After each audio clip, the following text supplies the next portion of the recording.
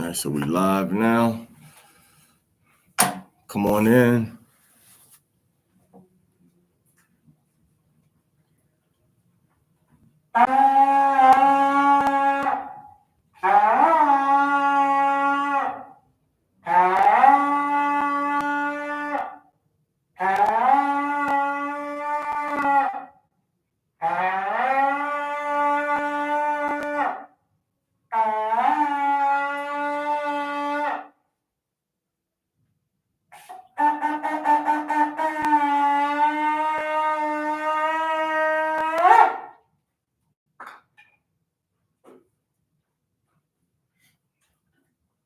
All right, so we'll face Jerusalem. Say the opening prayers.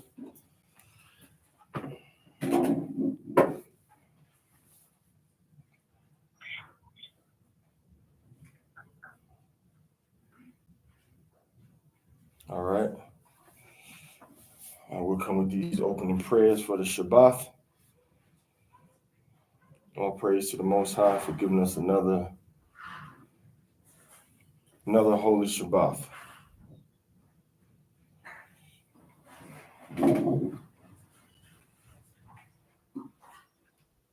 All right. Barakata Yahweh Ashra Natan Lenu HaShabbat Beshalom. Blessed are you, Yahweh, that gives us the Sabbath in peace.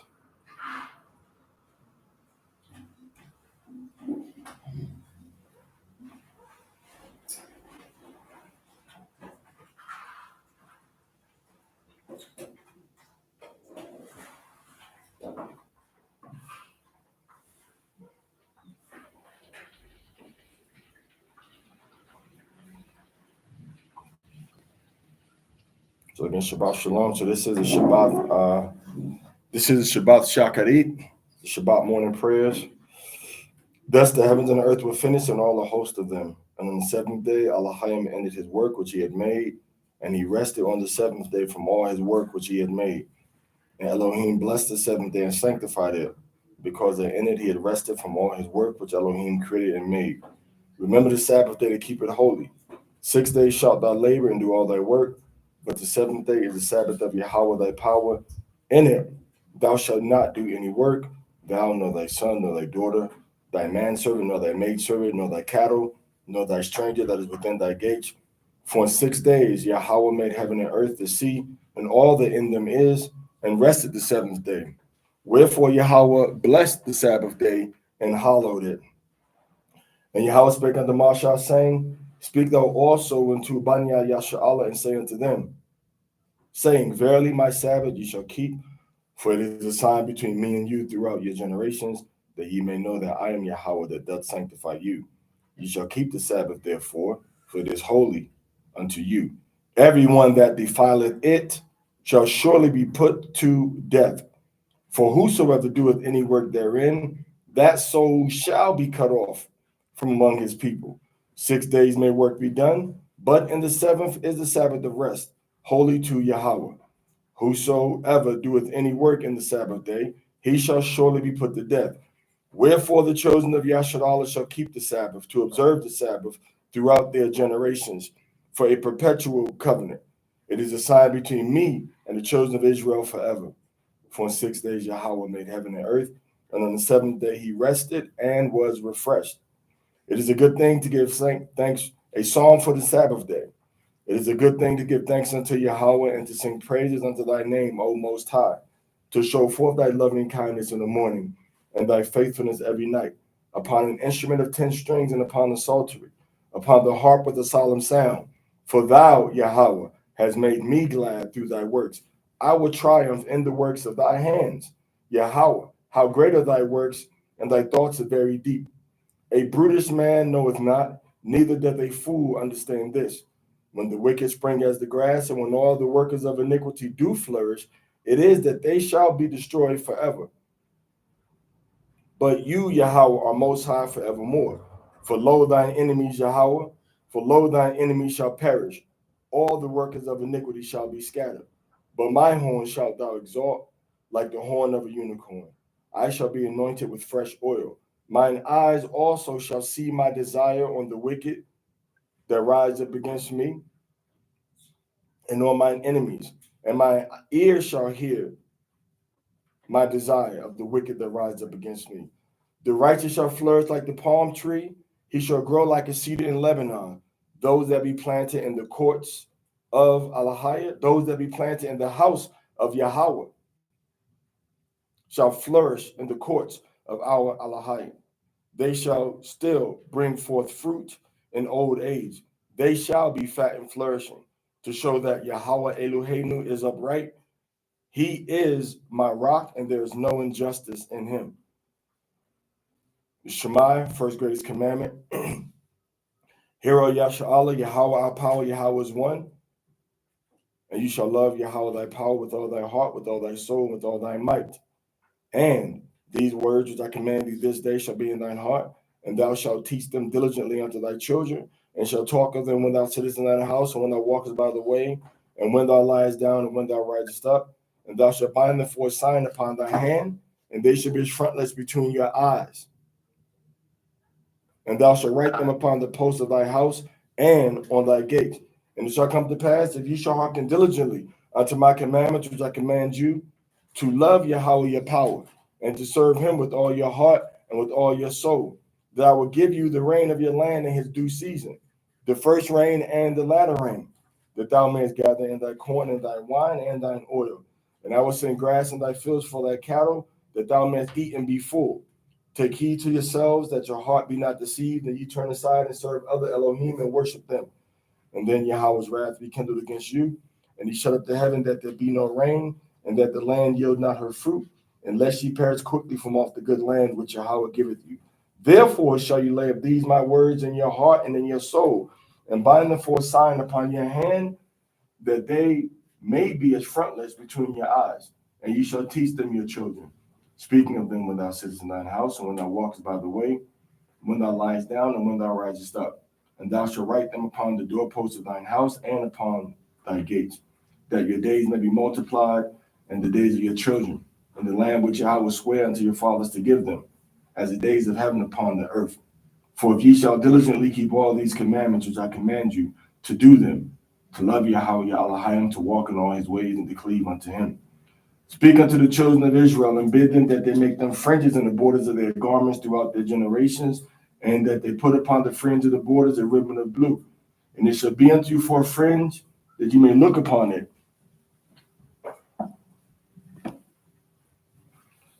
and remember all the commandments of Yahweh, and do them. And that ye seek not after your own heart and your own eyes, after which ye used to go whoring, that ye may remember and do all my commandments, and be holy unto your Elohim. I am Yahweh your Elohim, which brought you out of the land of Egypt to be your Elohim. I am Yahweh your Elohim.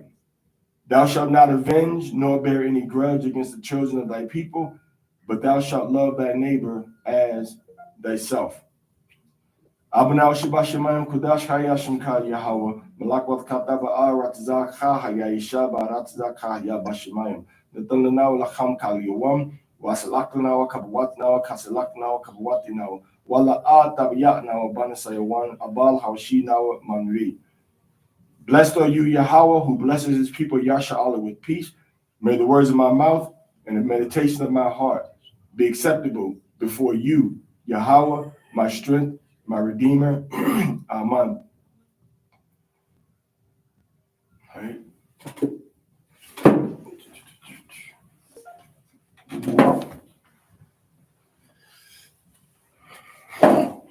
All right. Leviticus 23:1 explains the convocation that we're in right now. And Yahweh spake unto Moshe, saying, Speak unto the children of Israel, and say unto them, concerning the feast of Yahweh, which ye shall proclaim to be holy convocations, even these are my feasts. 6 days shall work be done, but in the seventh day is the Sabbath of rest and holy convocation. Ye shall do no work therein. It is a Sabbath of Yahweh in all your dwellings. For Moses of old time has in every city them that preach him, being read in the synagogues every Sabbath. And he came to Nazareth, where he had been brought up, and as his custom was, he went into the synagogue on the Sabbath day and stood up for to read. May the words of my mouth and the meditation of my heart be acceptable before you, Yahweh, my strength, my redeemer. Let's get Tefillin, man. All right, so just to review this real quick, on the Sabbath day, it's a day of rest. You ain't supposed to be doing no work on the Sabbath day. And you ain't supposed to be trying to get somebody else to do work for you because they don't keep the commandments. That's what the Jewish people do. That's what the white people do. They have people that they call Gentiles, who are really Israelites, opening up and working their pawn shops on the Sabbath day. In any city you go through, the pawn shops, most of them going to be open on the Sabbath day. They're supposed to be shut down for business if the person is supposed to be keeping the Torah.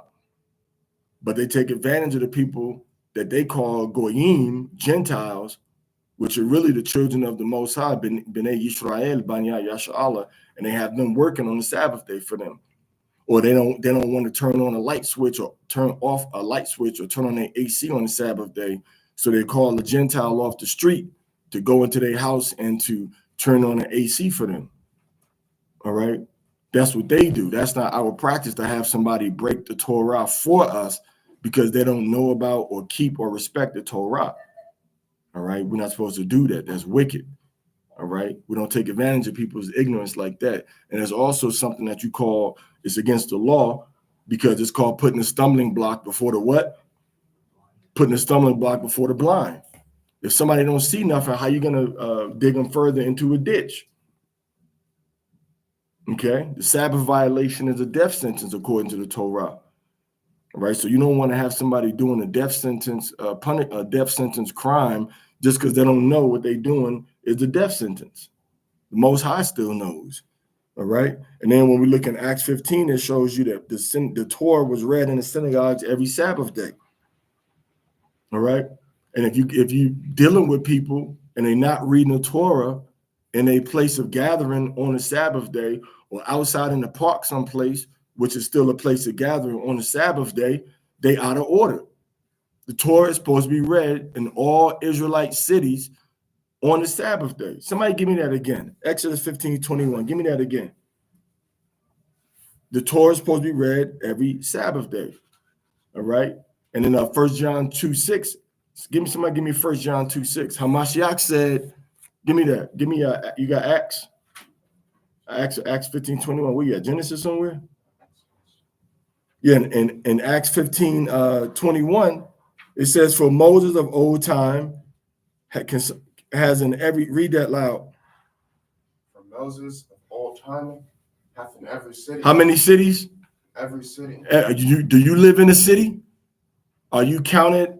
Are you live in a city which is part of an unincorporated area? We all live in or by a city. So what is recorded in our history in the book of Acts? Read it again.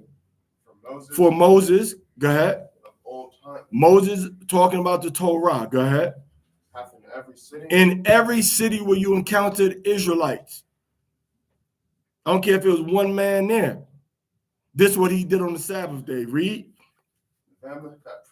Them that preach him means those that go into the Torah, read, and have dissertations about it, have discussions about Torah. Read. Being read in the synagogue. Being what? Being read. Being read. Genesis 1:1 to Deuteronomy 34:12 was read every Sabbath day. How often?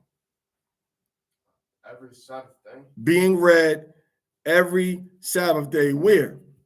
In the synagogues. Was read in the synagogues when? Every Sabbath day. Every Sabbath day. All right. And then in Luke 4:16, read. Somebody give me Luke 4:16. Luke chapter 4, verse 16. Read. And he came up to Nazareth. He is talking about Hamashiach from Nazareth. People say his name different ways according to their experience and exposure. Some people, most famously known as Jesus, which is a variation of the Aramaic term Yeshu, or Yeshua. Go ahead. where he had been brought up. He went to his hometown, read.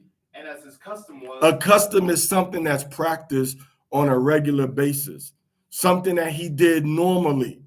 No matter where he was at, we have it understood that this happened in every city. As his custom was, as was his general practice, something he did regularly. Read. he went into the synagogue. He went into the synagogue. Go ahead. On the Sabbath day. He went into the synagogue on the Shabbat day, on the day of rest, on the Sabbath day. Go ahead. And stood up for to read. So that shows you that when they read the Torah on the Sabbath day, they stood up to read it. The explainer oftentimes would sit down.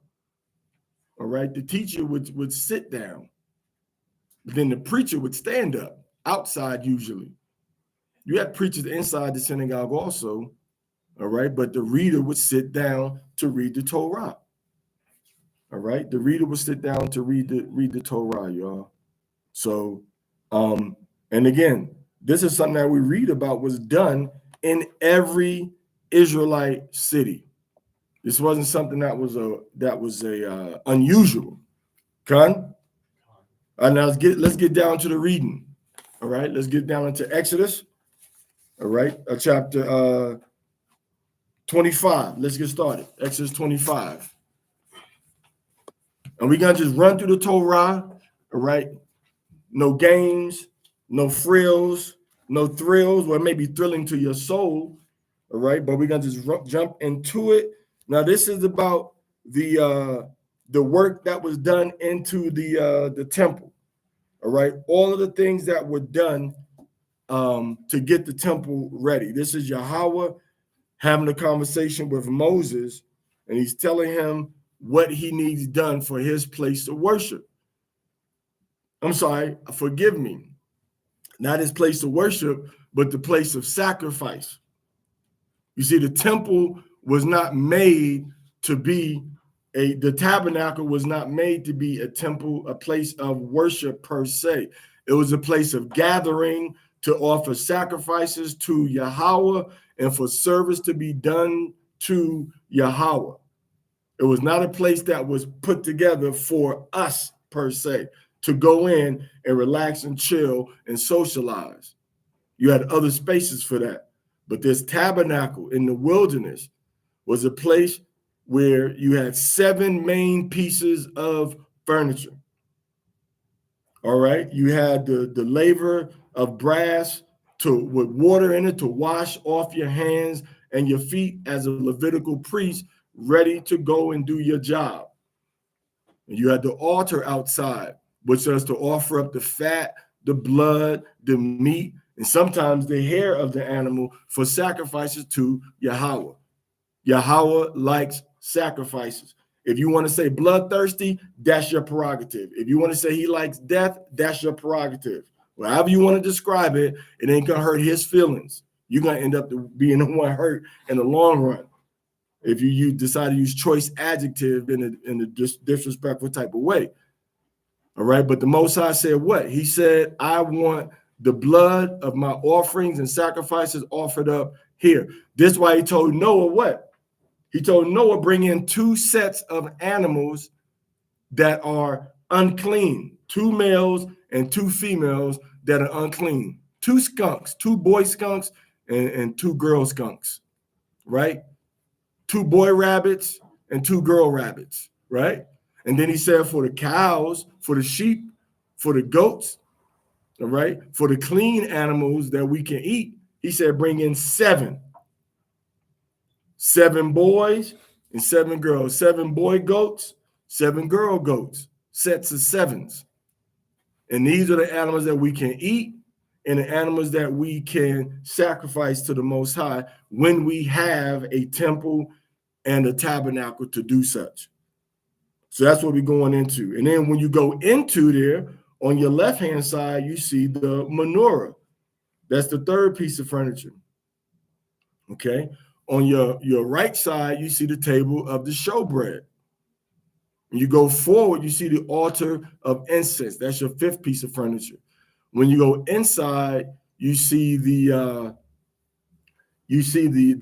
ark, all right, of the covenant, which is a gold box with decorations on it that had things deposited inside there. And on top of that, you have what's called the mercy seat, our seventh piece of furniture for the tabernacle, and inside the temple that was built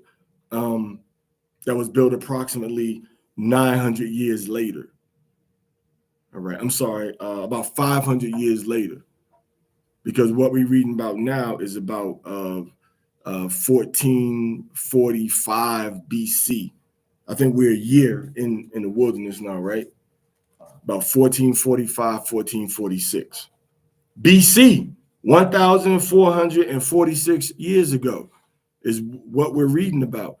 And there's no other nation on the planet where they can go back and show their accurate recorded history that they can look at and know what their ancestors were doing and their relationship with the Most High, with their Creator, and their code of conduct for every day that's been held, all right, without breach by somebody across the planet and always available to them now. No other nation can make that claim. That's got to be the chosen people of the Most High. You got your records with you wherever you go. Even in captivity, we had our records with us. All right, let's read Exodus chapter 25. Let's start from verse 1. All right, so shalom and shout out to everybody that could join us today. Anybody from Arkansas, right? Everybody from Arkansas, from Michigan, from California, from Dominican Republic, and from Mexico. All right, all praise to the Most High. All right, let's go. Exodus 25. We got 40 verses, so let's read 13. All right, let's go. Exodus 25, verse 1. Mm-hmm. And Yahweh spoke to Moshe, saying, Speak to the sons of Israel, and take for me first fruits from all those to whom it seems good in their heart, and you shall receive my first fruits. And this is the first fruits you shall take from them. So this is the first time the Most High is asking anybody for anything coming out the wilderness. I mean, coming into the wilderness from the Egyptian captivity that we were in. Go ahead. Gold, silver, bronze, blue, purple, double scarlet, and twisted linen and goat's hair. All right, so gold, silver, all right, and bronze. All right, gold, silver, and bronze. All right. Gold, silver. So these are three metals that were used by the Israelites. All right. You got the blue, very expensive, the purple, very expensive, and the double scarlet, not so expensive. Double scarlet probably mean it was dipped, finished, and then dyed again. That's probably why they're calling it double. So it probably had that deep, people say it was deep, like a crimson or scarlet color, like a deep red. All right. Twisted linen, that's fine twined linen. All right, go ahead. And red dyed ram skin, and blue skins, and decay-resistant wood. All right, that's the acacia wood. Read. And stones of sardius, and stones for engraving for the shoulder strap and the full-length robe. So these are precious stones. And notice that the full-length robe. This is what we discussed last Sabbath when we were talking about the tefillin and the borders. We talked about how in Revelation chapter 1, Hamashiach came with a garment down to the foot, representing him operating in a royal, high-level capacity for the nation, for the people. And it's the same thing we see the priest, because it said the priest, the garment that he's going to have on is a long, what? A long robe, which is, again, this is going to be like a tunic, all right? A full-length robe in his office going before the Most High. So if we don't know nothing else from this verse, we can assume that if you have the ability to go before the Most High as a nation of kings and what? Priests. Kings and what? Priests. Kings and what? Priests. Kings and what? Priests. And the priest is wearing what? A full-length robe for the office of doing his job for us. Read. And you shall make a holy precinct for me, And I shall appear among you. All right, so this is a holy space, set apart space. Go ahead. And you shall make for me, according to all that I show you on the mountain, the pattern of the tent and the pattern of all its furnishings, so you shall make. So everything is by design. So we want to know how to do something. The Most High has given us a design how to do it. All right. The way that we're living in society now is not the design of the Most High. Because let me tell you something. If you want to use terms like socialist and communist, that's what we read about in the Bible. For the good of the people and the community resources of the people being shared by everybody. All right. Even vestiges of capitalism can be found within the Israelite structure. Called capitalism now is not capitalism as it was originally intended to be. Capitalism originally was intended to be individuals and free market enterprises producing and making available what they had produced. All right. Because you only had like maybe a small, slight industrial revolution when the principles of capitalism were first introduced, right? Vestiges of it can be seen in Israelite government. Here's one of them. But you see now everybody's bringing their stuff, but it's being produced for who? For the good of the people. See, it's always about the people. Even the sacrifices were for the people to make atonement for what they did wrong. The blue, the gold, the purple. So the priests can be in an environment where they understand that there's a whole lot of good energy in this place, a lot of good thought, a lot of detail. So Yahweh is giving patterns and blueprints of how to do things, patterns, designs. Everything we're supposed to be doing and how we should be doing it is inside the scripture, but we don't want to do it that way because a lot of people are scared. But there are ways to alleviate your fear. There are ways to make you feel better about living in an ancient Hebrew, an ancient Israelite type of environment. Read. And you shall make an ark of witness from decay-resistant wood, the length 2.5 cubits, and the width 1.5 cubits, and the height 1.5 cubits. All right, a cubit is roughly 1.5 feet. So 2 cubits is roughly a yard, or maybe you can say a meter, but more associated with a yard. All right, about 18 inches. And we're talking about the ark of the testimony. All right, the ark of witness. That's going into the things that went into here to remind people of our interactions with Yahweh. Right, the manna. All right, the manna, trusting in the Most High, and judgment coming when we don't trust him, when we disobey him. You got the rod that budded, showing that the leadership is appointed and set up by the Most High in righteousness. Okay, and you have things that were inside there to remember the children of Israel's interactions with Yahweh. Go ahead.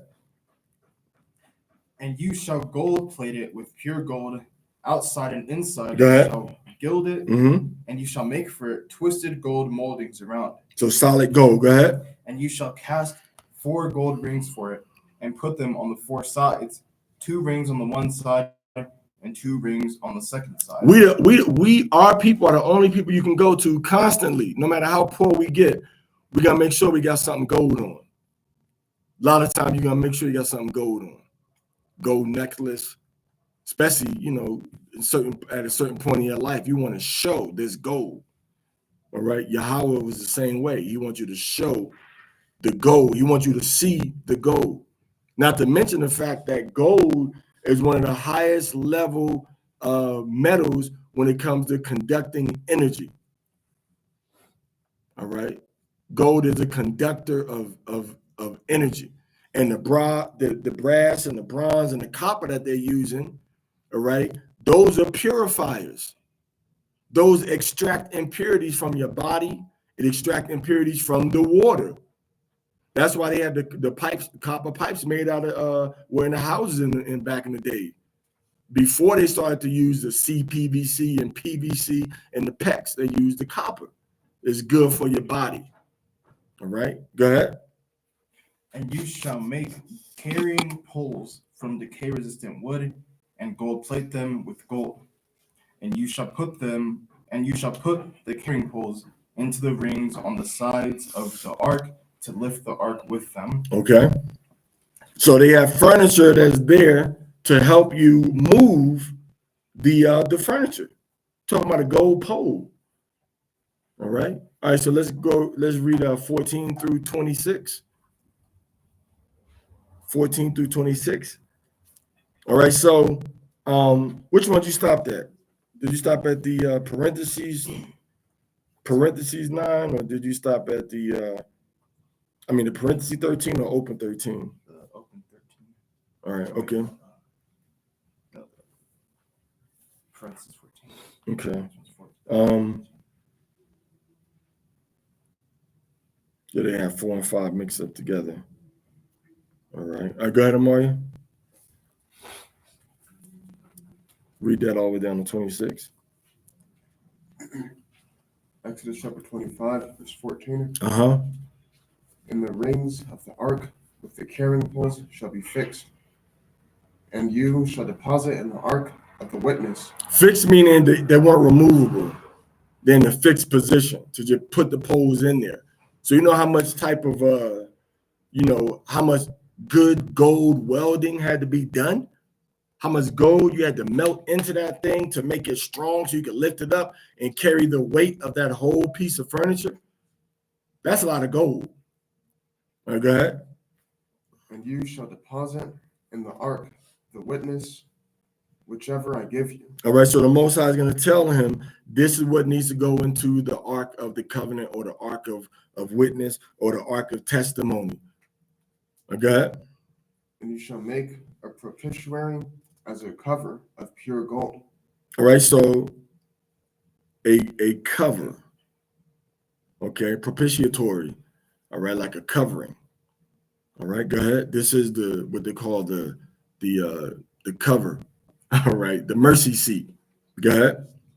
The length 2.5 cubits, and the width 1.5 cubits. Go ahead.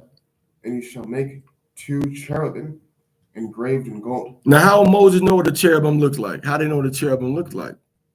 Because our people, our ancestors, we had encounters with these creatures from the 4th dimension. This wasn't no imagination.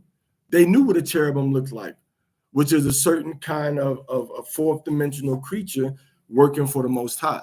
And we knew what these creatures looked like. It was something that was not earthly, something that was not from the earth. And something that's not from the earth, people usually call that what? Extraterrestrial. Call it an alien, because foreign to the earth. So these are creatures that are not from the earth. No, I'm not talking about no Anunnaki or nothing like that. None of that madness. All right, go ahead. And you shall position them at both sides of the propitiatory. So you put them on either side of the cover. Go ahead. They shall be made 1 cherub on this side, and 1 cherub on the second side. So on the left and the right side, you got these cherubs of the propitiatory. And one square. And you shall make the 2 cherubim on the 2 sides. Go ahead. The cherubim shall be stretching the wings above, overshadowing with their wings. Okay. The propitiatory and the propitiatory towards one another. All right, looking toward one another with their wings. Okay. Go ahead. Towards the propitiatory shall the faces of the cherubims be. And you shall place the propitiatory on the ark above it, and in the ark you shall deposit the witness, whichever I give you, and it shall be known to you from there. And I will be known to you from there. And I will be known to you from there, and I will speak to you. Go ahead. from above the propitiatory, in between the two cherubim that are on the ark of witness. So the Most High would speak to the children of Israel through the high priest inside of the tabernacle or the temple from over the Ark of the Covenant, from over the mercy seat. Read. Even in accord with all that I may command you for the sons of Israel. Go ahead. And you shall make a table of pure gold. Make a table of pure gold. Go ahead. Length 2 cubits. That's about 6 feet. Go ahead. And the width 1 cubit. And the height 1.5 cubits. I'm sorry. Length 1 cubit is about 1.5 feet. So 2 cubits would be about 3 feet. Go ahead. And you shall make for it twisted gold moldings around, and you shall make it for a rim, a handbreadth all around. Mm-hmm. And you shall make a twisted molding for the rim around. So this is talking about going around an edge. They took like we call that in the jewelry that we make, we call that like a rope. Everybody know what a rope is, right? So this is like a rope of fine thread, gold made into like a solid circular type of length, and then twisting those together like a rope. And that's like that was one of the most popular necklaces that people used to wear back in the day. You had the rope, and then you had the herringbone. And then as you got older, you might have graduated to the was it Figura? Or the what? The Figaro. You might graduate to the Figaro, and then you might have graduated to the Gucci link, and then you might have graduated to the Cuban links. But you start off with your rope and your herringbone. All right. So is it a coincidence? I mean, what other people you're gonna go to that allege themselves to be the tribe of Judah, the royal tribe of the nation of Israel, and gonna see them just instinctively wearing gold rope necklaces? Is that what they do all around South Africa? Maybe they're all around Turkey? Do our people all around Nigeria do that? No. The Judites in America, they're the ones that innovated and did that. And you see where the gold rope in our people's mind comes from. It comes from Israel. It comes from the furniture at the tabernacle. All right, go ahead. And you shall make 4 gold rings. And you shall place the rings on the 4 parts of its feet under the rim. And the rings shall be for sheaths for the carrying poles, so as to lift the table with them. So the Most High didn't leave off anything. He's giving you every detail about what he wants done and how he wants it done for the furniture inside the tabernacle. Now we're looking at precious metals. We're looking at solid gold and it being melted down. So we're not dealing with a primitive type of culture. We're dealing with people that had, this is what you call metallurgy, taking metals, processing metals, and melting the metals, and then fashioning the metals, mold for the metals. Read. That was verse 26. All right. Give me that's 26 on the outside or parentheses? The outside. All right, that's in parentheses. The next one is 27, ain't it? 27 in parentheses. Ain't no 20. Yeah, okay. My bad. 27. Let's finish the rest of it. Verse 27.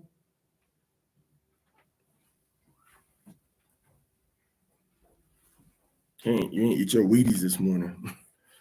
All right, 27 to the end. All right, go ahead. You shall make the carrying poles from decay-resistant wood. Again, this talking about the acacia wood, the strong, or chitin wood, right? Go ahead. And you shall gold plate them with pure gold, and the table shall be lifted by them. Now, how valuable do you think wood is that does not decay? That means the bugs ain't want to eat through it. All right. Water ain't going to mess with it. It's not going to just get smaller and smaller. Go ahead. And you shall make its bowls and censers and libation cups and ladles, those with which you shall pour a libation of pure gold, and shall make them Of pure gold, what? Of pure gold you shall make them. So all these different utensils, all right, that's going to be used for this table. All right, that's going to be used for this table. Okay. So these are all things that the Most High Yahweh has told us he wants us to use in the wilderness for service to him. But it's not a free ride because we have to give up things to make this happen. And our people today don't want to do that.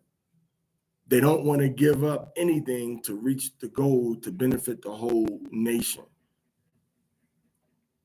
All right.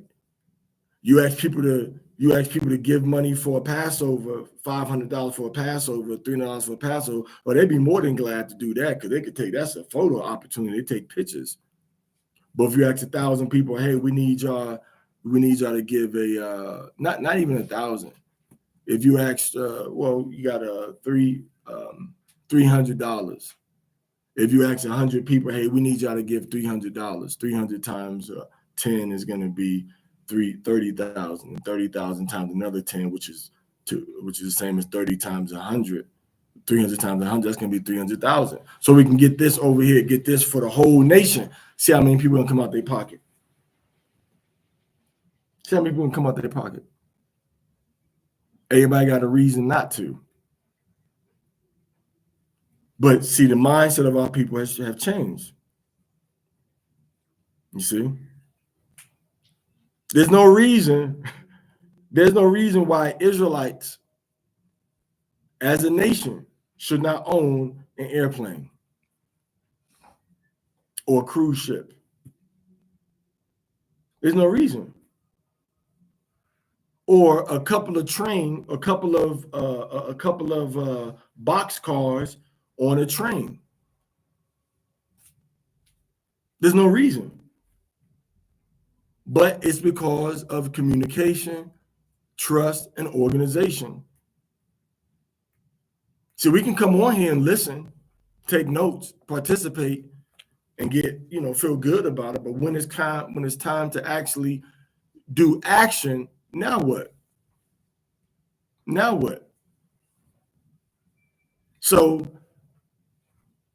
our people now have changed. They have changed the whole thing about being an Israelite is nothing but a minstrel show now.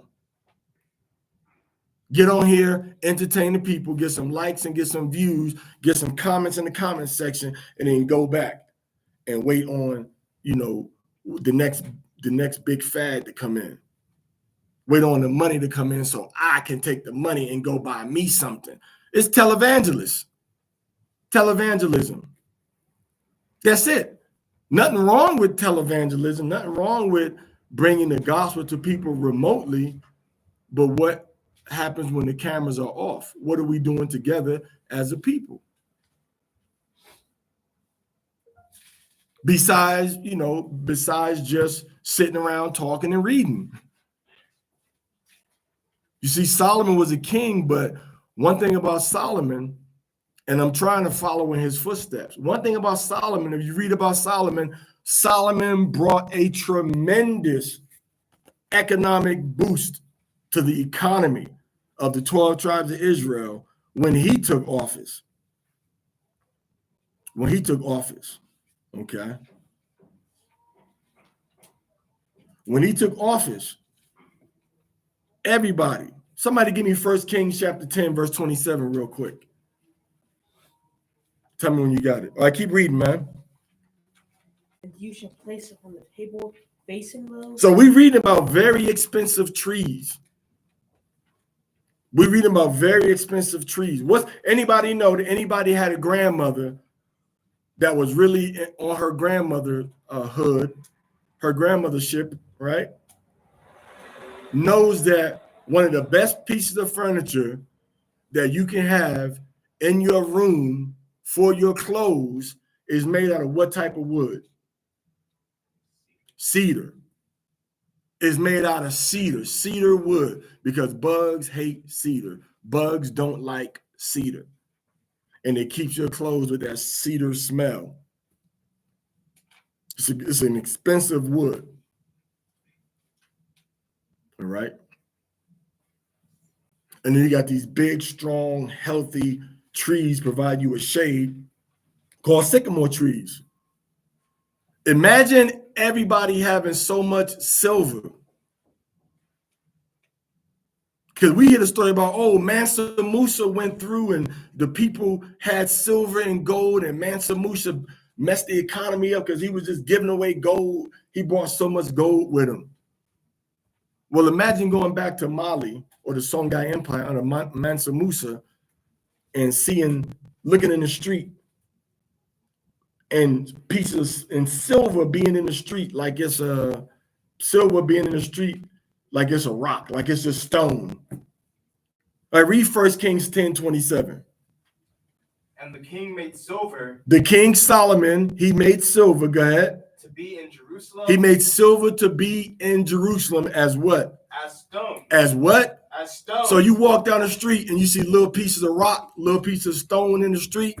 That's what King Solomon made silver to that level of abundance in ancient Israel when he became the king. Go ahead. And cedars made he to be as a sycamore. Cedar, very, very expensive cedar trees like the cedars of Lebanon. He made them like a normal, regular sycamore tree. Go ahead. That are in the veil for abundance. That are in the veil for abundance. 2 Chronicles 1:15.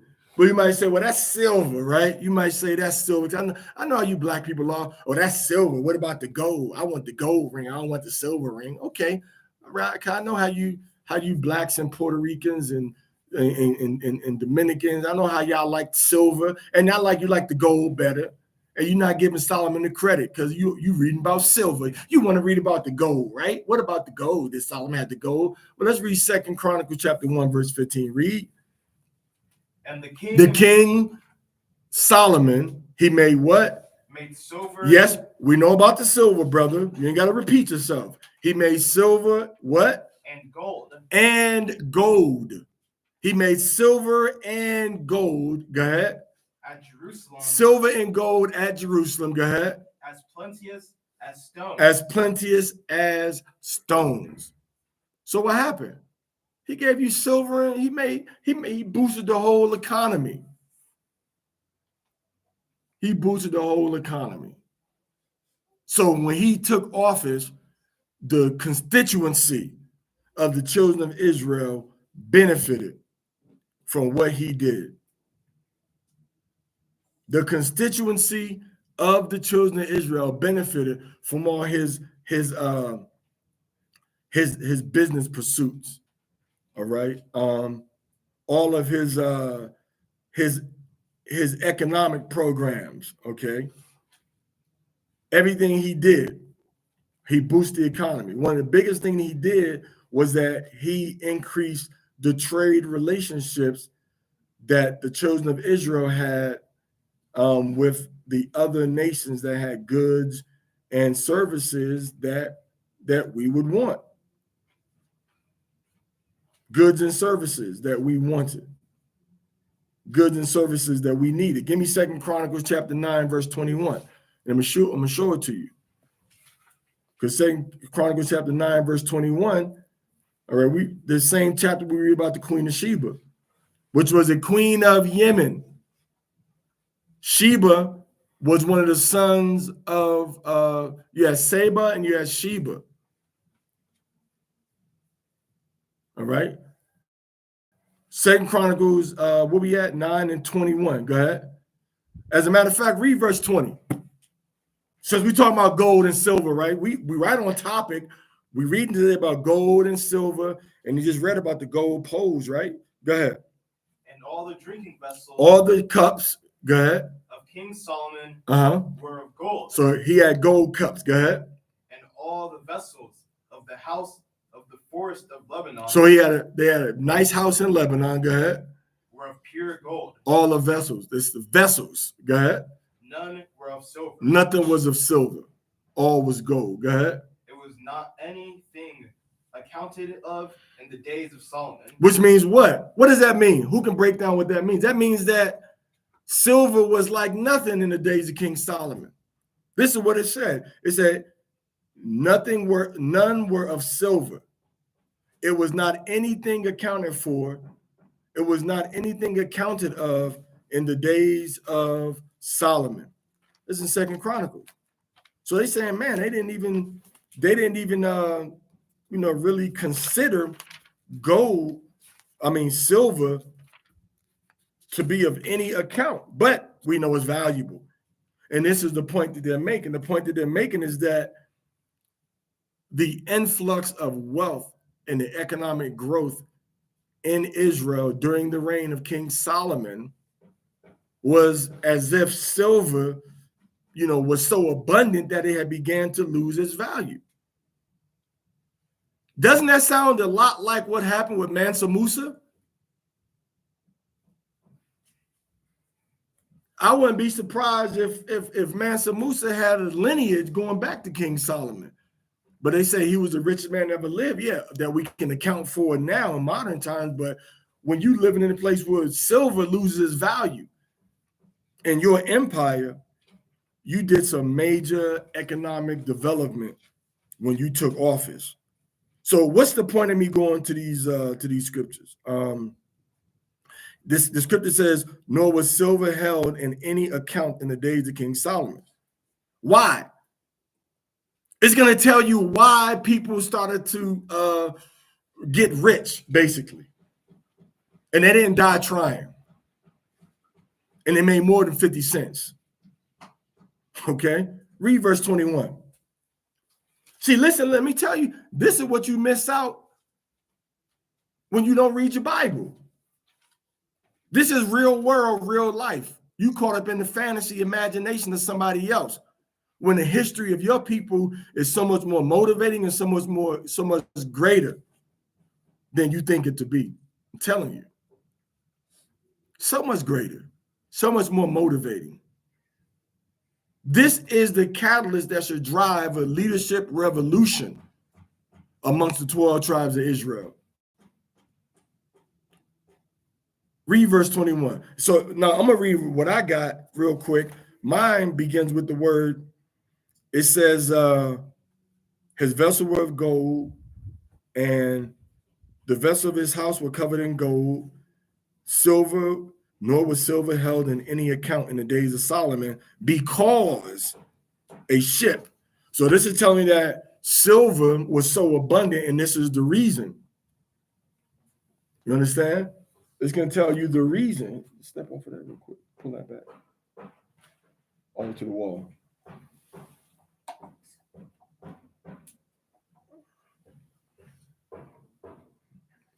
All right, so it's going to tell you silver was abundant.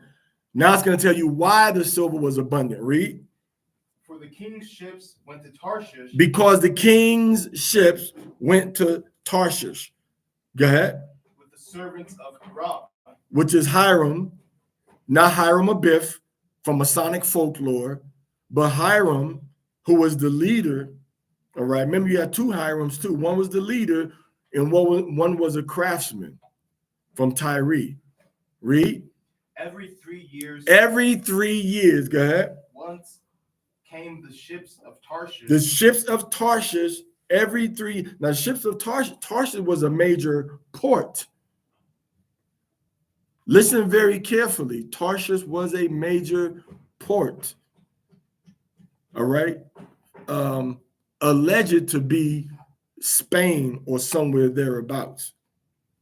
But King Solomon was going into parts of Africa, and those same ships of Tarshish were also going into what?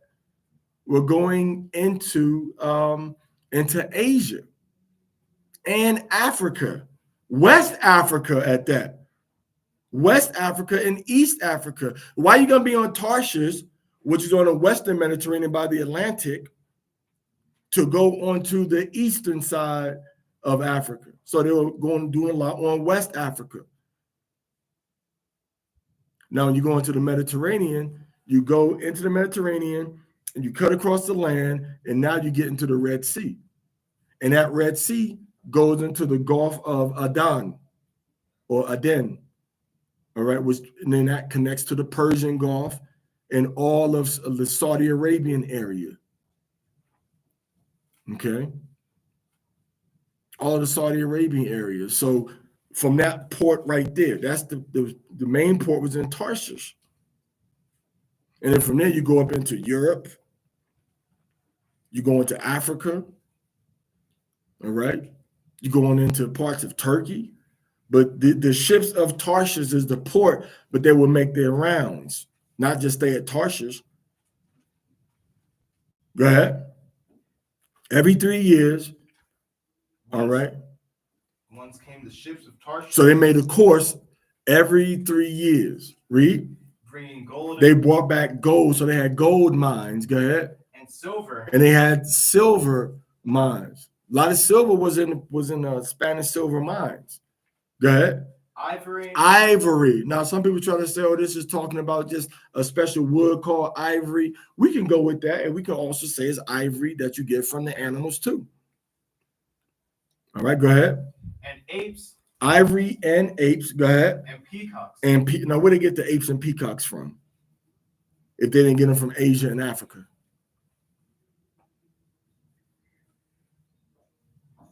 So apes and peacocks. Go ahead. And King Solomon passed all the kings of the earth in riches and wisdom. And wisdom. Money and power. Wisdom is power.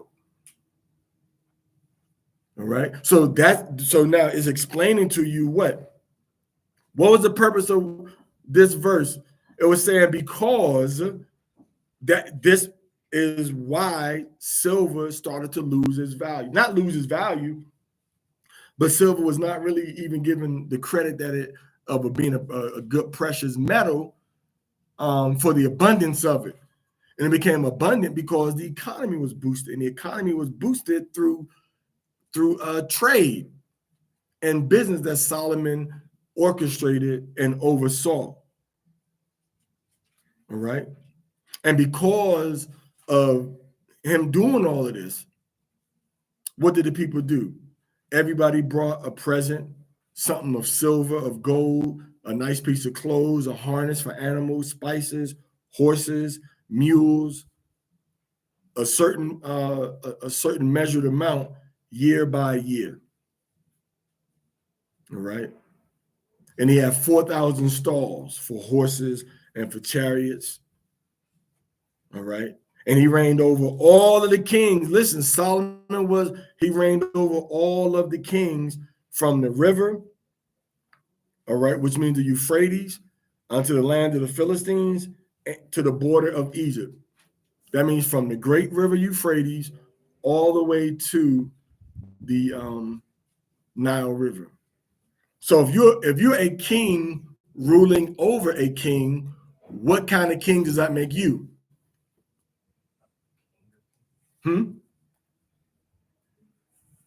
That makes you a king of kings. And that's why you see Solomon is a type of Mashiach. He's a type of Christ. Solomon is. All right. Now we get to verse 27 again. Read verse 27.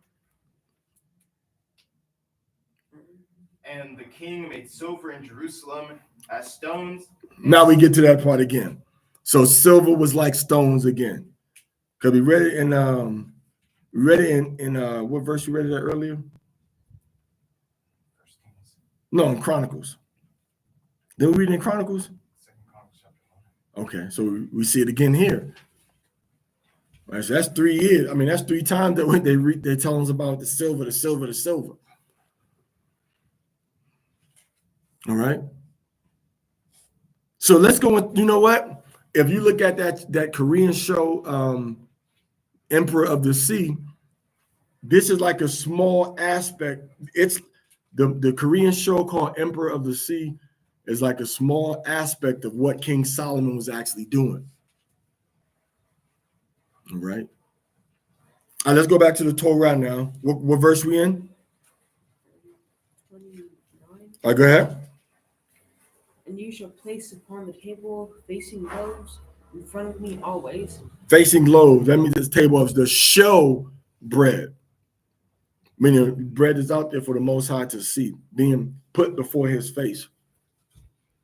All right, go ahead. And you shall make a lampstand from pure gold. That's the menorah. Go ahead. You shall make the lampstand engraved, its stem, the branches and bowls, and buds and lilies shall be part of it. Now 6 branches going out sideways, 3 branches of the lampstand out of its side on one side, and 3 branches of the lampstand out of the second side, Go ahead.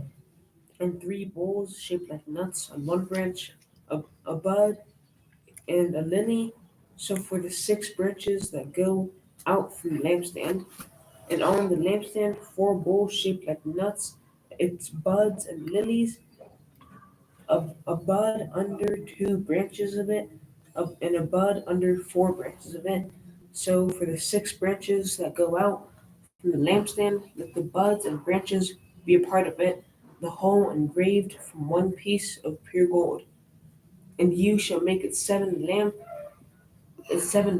and you shall position the lamps, and they shall shine from the one face, and its oil vessel and its underlays. So it says engraved from a solid piece of gold. So this is a lot of craftsmanship, a lot of work. It was made from a solid piece of gold and carved out of that, not pieced together. That's a lot of work. That's some sculpturing right there. And this is the light that's inside the temple, solid gold, the menorah that we call it. Go ahead. You shall make from pure gold. All these vessels shall be a talent of pure gold. Mm-hmm. See to it that you make them according to the pattern. Follow directions, follow instructions. The pattern for our life is found in the Torah. That's the pattern for your life. And if you want to be a good national leader, what did Hamashiach give to what's the main thing he's known for in his ministry? Besides the knowledge he gave the people what? What's the main things he gave them? Good health and food. Food and good health, healing people and providing for those that were less fortunate. As a regular part of his life, this is what he was doing. As a regular part of his life. This is what he had going on. And the leadership we have today should be doing the same thing. You look at King Solomon. King Solomon brought jobs to the nation, not just to his camp of King Solomon. He brought it for the whole nation. He brought jobs. He brought trade. People had to build those ships, right? People had to make the weapons that the soldiers needed that were on the ships because they didn't travel going into these different countries with roses and lollipops. They had to have armor. They had to have tunics and garments to wear. They had to have guards. They had to have safes. They had to have accountants. They had to have civil engineers, developers, make the roads, repairmen for the ships. They had to have Levites so that the men could pray and that the men could be taught the Torah while they working away from their house for 3 years or however long they were gone. So he had all of this infrastructure necessary that Solomon brought to the point to where people were getting paid so good that they wanted gold. They didn't even pay silver no attention because Solomon brought jobs for everybody. What you would call between King Solomon and David, that was the golden era of Israel. David came and cleared the path. He brought the war. He brought the bloodshed. He brought the defense for the people, right? And then Solomon brought what? Solomon brought the age of peace. Shalomah, one of peace, or Shalomo, right? He brought the peaceful age to the children. And for 40 years it lasted. 40 years. And then with King David was about 40 years. So that's 80 years total that we ain't had to worry about nothing.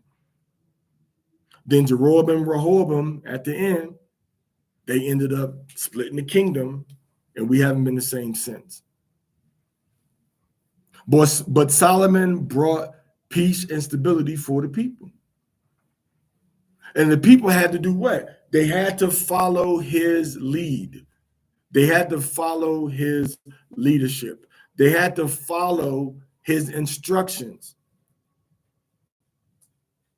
And we grew as a nation, as a people, for everybody's benefit. Same thing with Hamashiach. We grew as a nation under Hamashiach, but the nation started to collapse because the nation wanted to go against the Messiah that was sent by Yahweh. And then we fell. All right? Go ahead.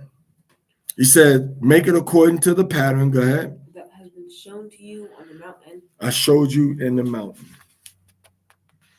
Go ahead. Kashrad Bar Yahweh Nashal Nashmi. Kalashra Bar Yahweh Nashal Nashami. All Yahweh said, we do here. Other Yahweh said what we doing here. Okay, now we're going to go into Psalms chapter 61, verse 1 through 9. Is this one, right? Is this one for the Psalms?